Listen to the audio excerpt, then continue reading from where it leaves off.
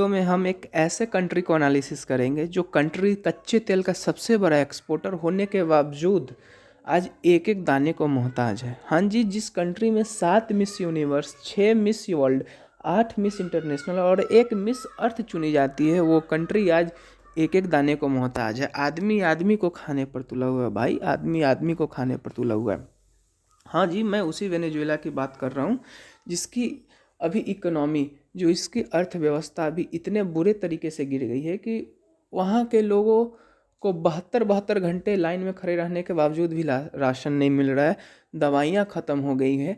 तो इसी को हम बड़े डीपली एनालिसिस करेंगे। पहले तो इसके थोड़ा सा हिस्ट्री के ओवरव्यू के बारे में हम लोग जानेंगे। उसके बाद ऐसा क्या हुआ, ऐसा क्या कारण था कि वेनेजुएला की इकोनॉमी, उनकी अर्थव्यवस्था इतने बुरे तरीके से गिर गई। ऐसा कौन सा डिसीजन था जो वहाँ के सरकार ने गलत लिया और उसका परिणाम आज वेनेजुएला की जो पीपल है, जो जनता है, उनको भुगतना पड़ रहा है। यहाँ तक कि वेनेजुएला से 50 लाख लोग कोलंबिया को माइग्रेट कर चुके हैं बॉर्डर पार करके। इतनी बुरी स्थिति, और कोलंबिया ने उनको जगह भी दिया है, क्योंकि जब वेनेजुएला समृद्ध हुआ करता था तब उसने कोलंबिया की मदद की थी। इसलिए कोलंबिया ने भी अभी 50 लाख लोग जो माइग्रेट होकर कोलंबिया गए थे उनको भी शरण दिया। तो ये तो थोड़ा सा ओवरव्यू अभी हम देंगे कि फिजिकली वेनेजुएला मैप पर है कहाँ, भारत के साथ इसका क्या संबंध है, वेनेजुएला की आर्थिक मंदी आने के बाद भारत पर क्या असर पड़ा है या और पड़ेगा। तो इसके बारे में हम इस पर चर्चा करेंगे इस वीडियो में। तो सबसे पहले अगर फिजिकली देखें तो वेनेजुएला जो है वो हमारा साउथ अमेरिका का पार्ट है। वेनेजुएला जो है वो हमारा साउथ अमेरिका का पार्ट है। ये जो आपको ऑरेंज कलर से दिख रहा है यही वेनेजुएला है।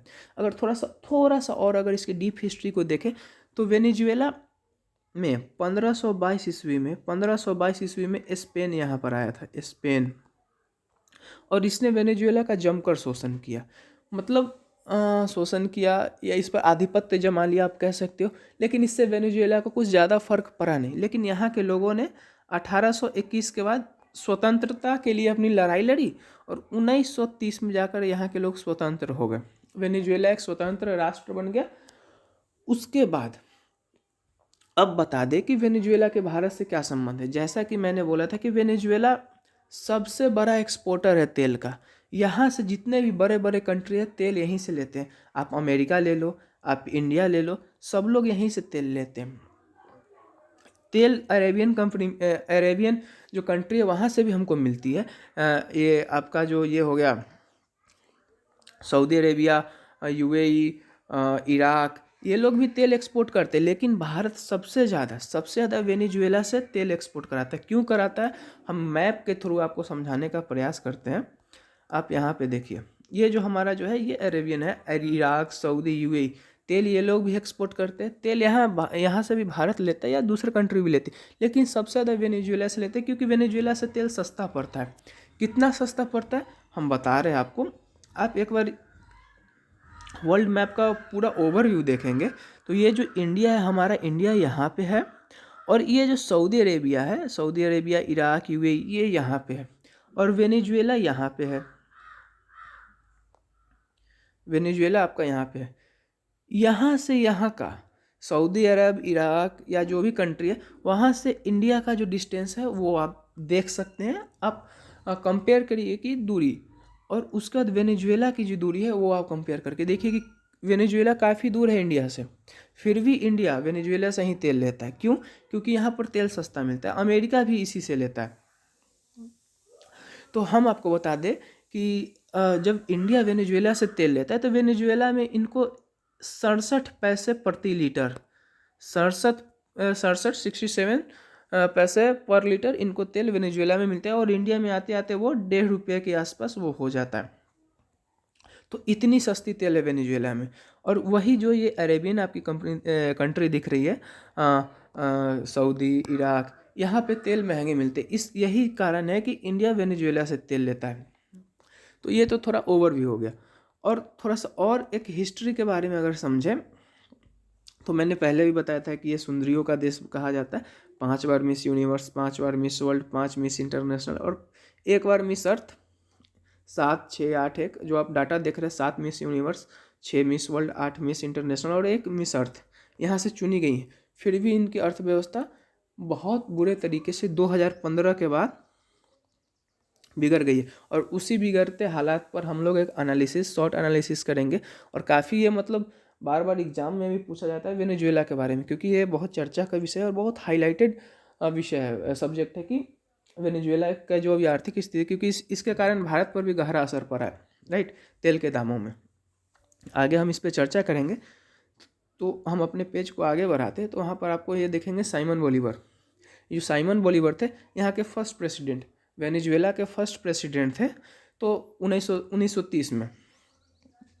लेकिन यहाँ पर एक चीज़ और गौर करने के बाद है कि जो यहाँ पे वर्ड लिखा हुआ है बोलीवर, इनका तो नाम था साइमन बोलीवर, लेकिन इनके टाइटल से ही, बोलीवर से ही जो वेनेजुएला की करेंसी है उसको नाम रखा गया था, और वेनेजुएला की जो करेंसी है वो बोलीवर है। तो ये एक ध्यान में रखिएगा कि जो वेनेजुएला की करेंसी है वो बोलीवर है।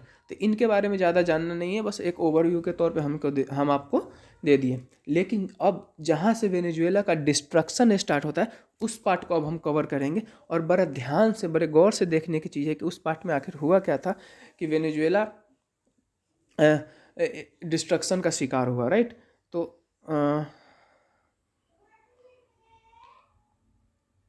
ह्यूगो चावेज, हाँ, ये जो हमारे ह्यूगो चावेज हैं, सबसे पहली बात इनके बारे में हम आपको बता दें, 1999 से लेके 2013 तक ये प्रेसिडेंट रहे हैं वेनेजुएला के। हालांकि ये सत्ता से हटाए नहीं गए थे या चुनाव में हारे नहीं थे या इन्होंने इस्तीफा, ऐसा कुछ नहीं था। इनकी मृत्यु हो गई थी हार्ट अटैक के कारण 5 मार्च को, 5 मार्च 1913, 5 मार्च 1913 में इनके हार्ट अटैक के कारण मृत्यु हो गई थी। और इनके मृत्यु के बाद इनके जो उत्तराधिकारी थे निकोलस मादुरो, वो अभी प्रेसिडेंट है, तो उनके बारे में भी हम बात करेंगे। लेकिन जो डिस्ट्रक्शन स्टार्ट हुआ था यहीं से हुआ था, और यह डिस्ट्रक्शन एक गोल्डन पीरियड के आर में हुआ था जो लोगों को पता नहीं चला। तो सबसे पहले बात तो हम कर लें, ये जो 1999 से लेकर 2013 का जो पीरियड था, ये वेनेजुएला के लिए गोल्डन पीरियड माना जाता है। सभी लोग मानते कि हाँ ये गोल्डन पीरियड था वेनेजुएला के लिए, लेकिन सबसे बड़ा विनाश का कारण यही गोल्डन पीरियड था जो लोगों को अभी तक दिखता नहीं है। अगर इसको सही से एनालाइज किया जाए तो आपको पता चलेगा कि हाँ सही में ये 1999 से लेकर 2013 का पीरियड वेनेजुएला के लिए एक डिस्ट्रक्शन पीरियड था जो लोगों को पता नहीं चल रहा था। वो अभी हम बताते हैं क्यों। 1999, इसको जानने के लिए थोड़ा सा और बैक आपको जाना पड़ेगा। वर्ल्ड वार वन और वर्ल्ड वार टू, इसमें तेल की खपत बहुत हुई थी। वर्ल्ड वार वन और वर्ल्ड वार टू में तेल की खपत बहुत हुई थी, और उस समय तेल का एक्सपोर्टर सबसे बड़ा कौन था? वेनेजुएला था। वेनेजुएला ने सबसे ज़्यादा तेल एक्सपोर्ट किया और बहुत पैसा कमाया, इतना पैसा कमाया कि उनके पास पैसा ही पैसा, उनको समझ में नहीं आया था कि हम क्या करें। तब 1999 में से लेकर जब ये ह्यूगो चावेज जब सत्ता में आए, तब इन्होंने क्या किया कि उन्होंने सारे काम को गवर्नमेंट कर दिया। उन्होंने ये बोला कि प्राइवेट सेक्टर का हमारे यहाँ पर कोई रोल नहीं रहेगा, जो काम करेगी वो गवर्नमेंट करेगी। तो वो ह्यूगो चावेज का ये डिसीजन था जो कि बहुत ही गलत डिसीजन था। दूसरी बात, वहाँ पे ह्यूगो चावेज ने ऑयल को छोड़ के, तेल को छोड़ के बाकी किसी चीज़ पे ना ध्यान दिया। जैसा कि आप मैन्युफैक्चर, एग्रीकल्चर और भी जितने भी इंजीनियरिंग सेटअप थे, जो भी ऑयल को छोड़ गए थे उस पर ध्यान नहीं थे। ऑयल पर वो लगभग 96 to 97% उनका फोकस ऑयल पे ही था कि मेरा जो कुछ भी है तेल ही है, तेल के सिवा और कुछ नहीं है। तो ये था। और सबसे बड़ा डिजास्टर तब हुआ कि जब ह्यूगो चावेज सत्ता में आने के लिए, इलेक्शन जीतने के लिए उन्होंने वोट बैंक बढ़ाने के लिए लोगों को बोला कि इस बार अगर हम सत्ता में आते हैं तो सारे लोगों को जॉब देंगे, जॉब होगा और कुछ नहीं होगा। अब आप सोच के देखिए कि प्राइवेट सेक्टर वहाँ पे काम करती नहीं है, तो जो भी है गवर्नमेंट सेक्टर है, और गवर्नमेंट सेक्टर में जॉब मिल रहा है लोगों को, तो जो भी बर्डन जाएगा वो गवर्नमेंट के ऊपर जाएगा, जो भी बर्डन जाएगा वो गवर्नमेंट के ऊपर जाएगा। कि पैसा किसको देना पड़ेगा? गवर्नमेंट को, सब कुछ गवर्नमेंट को ही करना पड़ेगा, तो गवर्नमेंट के ऊपर बर्डन बन जाएगा। हालांकि इंडिया में ऐसा नहीं है, इंडिया में मिक्स्ड इकोनॉमी है। इंडिया में क्या है हमारी, इंडिया में जो हमारी है वो मिक्स इकोनॉमी है, पब्लिक प्राइवेट को मिलाकर, कुछ गवर्नमेंट भी काम करते, कुछ प्राइवेट सेक्टर भी काम करते। हालांकि अभी आप इंडिया में देख रहे हैं कि लगभग सारे कुछ प्राइवेटाइजेशन की ओर बढ़ रहे हैं, रेलवे भी हमारा प्राइवेटाइजेशन की ओर बढ़ रहा है।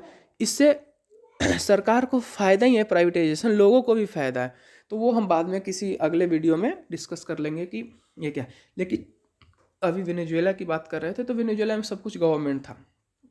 तो अभी मैंने बताया कि वेनेजुएला में ह्यूगो चावेज ने अनाउंस कर दिया कि अगर वो जीतते हैं तो सबको गवर्नमेंट जॉब देंगे, और वो जीते भी और सत्ता में भी आए। अब उनको लगा कि हाँ, अब जो मैंने वादा किया था वो पूरा करना पड़ेगा। तो वो अपना वादा पूरा करने के लिए वहाँ की जो ऑयल कंपनी है उनको बोले कि आप जॉब दो, सारे लोगों को जॉब दो, वैकेंसी नहीं है, लोगों की ज़रूरत नहीं है, फिर भी वो बोल रहे हैं कि जॉब दो। पैसे की क्या ज़रूरत है, पैसे तो अपने पास इतने हैं कि हम सबको दे सकते हैं। तो वहाँ के ऑयल कंपनी ने क्या किया कि सबको जॉब देना स्टार्ट कर दिया। काम कुछ है नहीं लेकिन जॉब मिल रहा है लोगों को। तो लोगों का काम क्या होता था, सुबह जाना, दिन भर बैठना और शाम को फिर घर वापस आ जाना, और सैलरी फुल। लोगों को लगता था यार बहुत बढ़िया भाई, काम करना नहीं है, सैलरी मिल रहा है, इससे बढ़िया नेता कोई हो ही नहीं सकता, ये हमारे लिए भगवान का रूप है। और तो और ह्यूगो चावेज ने यहाँ तक कर दिया कि घर नहीं है कोई बात नहीं, सरकार आपको घर देगी, free house, housing facility, free house बांटने लगी। बोला कि अरे फ्री का सैलरी, फ्री का घर, इससे बढ़िया तो कुछ हो ही नहीं सकता। लेकिन 2013, मेरे बात को ध्यान से सुनिएगा, 2013 मतलब आप समझ रहे हैं ना क्या हो, सब कुछ गवर्नमेंट का था, प्राइवेट सेक्टर में कुछ नहीं था, तेल के अलावा भी कुछ नहीं था, ना हेल्थ सेक्टर ना एग्रीकल्चर, कुछ नहीं, उनको सब कुछ ऑयल बेस्ड ही था। अब स्टार्ट होता है जब ये इनकी मृत्यु हो जाती है 2013 में ह्यूगो चावेज, तब इनके जो उत्तराधिकारी है निकोलस मादुरो,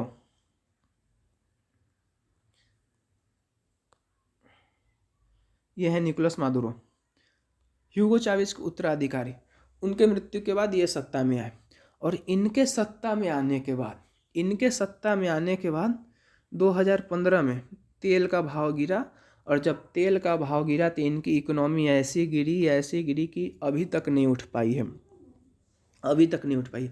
अगर ये तेल को छोड़कर और भी किसी सेक्टर में, मतलब तेल तेल सही है, तेल इनका अगर प्राइमरी चीज़ है तो तेल को रखते हैं, अगर तेल के साथ साथ अगर ये एग्रीकल्चर, मैन्युफैक्चर, हेल्थ सेक्टर, अगर ये सब पर भी अगर ध्यान दिए रहते तो आज इनका इकोनॉमी नहीं गिरता, क्योंकि ऑयल बेस्ड ही थे, तेल ही मेरा सब कुछ है। बाकी अगर एग्रीकल्चर, मैन्युफैक्चर, हेल्थ सेक्टर अगर इनके पास मजबूत रहता, क्योंकि इन्होंने इन्वेस्टमेंट नहीं करी, तेल से जो पैसा आया वो सबको बांट दिए, इन्वेस्टमेंट कहीं की नहीं। अगर ये सब कुछ रहता तो आज इनको उतनी इकोनॉमिक क्राइसिस झेलना नहीं पड़ता।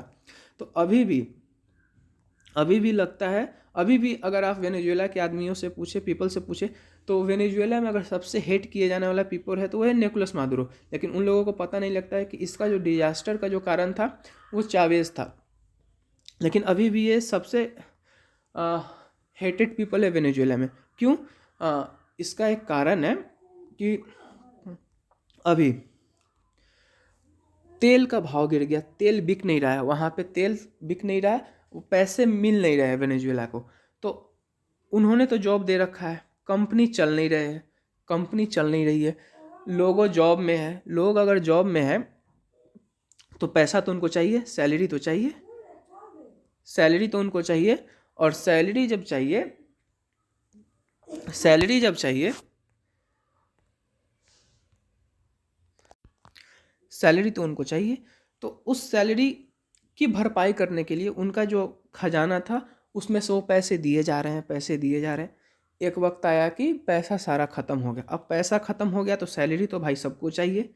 तो ये सबसे डिजास्टर डिसीजन था वेनेजुएला के प्रेसिडेंट के द्वारा, निकोलस मादुरो के द्वारा, कि भाई तुम करेंसी छाप दो, इतने करेंसी छापो कि हमारे पास पैसा आ जाए। उनके दिमाग में ये था कि करेंसी छापने से सबको हम सैलरी दे पाएंगे। लेकिन ये पता नहीं था कि अगर इन्फ्लेशन हो गया, ओवर करेंसी हो गया, तो उनकी जो इकोनॉमी है जो धड़ाम से गिर सकती है, और वही हुआ। इन्होंने नोट छापना स्टार्ट किया और इनकी 2015 के बाद तेल की भाव गिरी और इनकी जो इकोनॉमी जो है वो बहुत बुरे तरीके से क्रैश कर गई। तो ये तो इनका सबसे घटिया डिसीजन था कि हम नोट छापे। तो उसके बाद निकोलस मादुरो अभी हाल फिलहाल भी वही प्रेसिडेंट है, लेकिन वहाँ की इकोनॉमी सुधरी नहीं है। हालांकि कुछ बड़े देशों ने, अमेरिका जैसे देशों ने वहाँ पर चाहा कि अपना आधिपत्य जमाए और वहाँ को जो इकोनॉमी है, वहाँ की इकोनॉमी उसको सुधार करे, लेकिन अभी हाल फिलहाल में ऐसा हुआ नहीं है। अब इनके बाद इनके जो अपोजिशन के लीडर हैं, जुआन गुएडो, ये जो जुआन गुएडो है वहाँ के अपोजिशन के लीडर, जैसे यहाँ पे अपोजिशन पार्टी हमारी कांग्रेस है और उनके जो हेड लीडर है वो राहुल गांधी, वैसे ही जुआन गुएडो जो है वेनेजुएला के अपोजिशन पार्टी के लीडर है, और ये अपने आप को वहाँ का प्रेसिडेंट घोषित कर चुके हैं। ये वहाँ का राष्ट्रपति घोषित कर चुके हैं कि हम ही अब यहाँ के राष्ट्रपति हैं, ना चुनाव ना कुछ, लेकिन यहाँ पे वहाँ की इकोनॉमी को देखते हुए बोले कि हम ही यहाँ के राष्ट्रपति हैं बिना चुनाव के। और सबसे मज़े की बात यह है कि इनको बहुत सारे देशों ने समर्थन भी किया है कि हाँ आप यहाँ के राष्ट्रपति हैं, और अमेरिका जैसे देशों ने समर्थन किया, क्योंकि वहाँ की आर्थिक स्थिति है वो सुधारी जा सके। तो ये बात हो गई। अब आगे हम बात करते हैं कि ऐसा क्या डिसीजन लिया जाए कि वेनेजुएला की जो आर्थिक स्थिति है वो सुधारी जा सके। सबसे पहला, वहाँ की जो करेंसी है उसको मार्केट से हटाएं, करेंसी का जो वैल्यू है वो कम करें। तो ये सारे बहुत सारे डिसीजन हैं जो तेल सब एक्सपोर्ट करेंगे, उससे वो अपना इन्वेस्टमेंट करें, एग्रीकल्चर में, मैन्युफैक्चर में, ये सब जगह इन्वेस्ट करें तो ही होगा। हाल फिलहाल में एक न्यूज़ है, हाल फिलहाल में एक सेकेंड, हाल फिलहाल में अमेरिका ने सारे देशों को मना किया है कि आप वेनेजुएला से तेल नहीं खरीदें, जिसमें इंडिया भी शामिल है, जिसमें इंडिया भी शामिल है। तो इंडिया भी अभी एक्सपोर्ट शायद अभी हाल फिलहाल वेनेजुएला से नहीं कर रहा है। वेनेजुएला से नहीं करने के कारण वो अरब देशों से तेल मंगवा रहा है, इस कारण से तेल की भी कीमत इंडिया में बढ़ी हुई है। तो ये सब जो कारण है, ये मेन कारण है। तो आई होप कि आपको वेनेजुएला की जो क्राइसिस है, जो इकोनॉमी जो क्रैश की है, उसके बारे में लिटिल बिट तो आइडिया हो गया होगा कि ऐसा क्या हुआ है वेनेजुएला में। तो अगर वीडियो में सही अच्छा लगे तो आप इसको सब्सक्राइब कर सकते हो, लाइक कर सकते हो।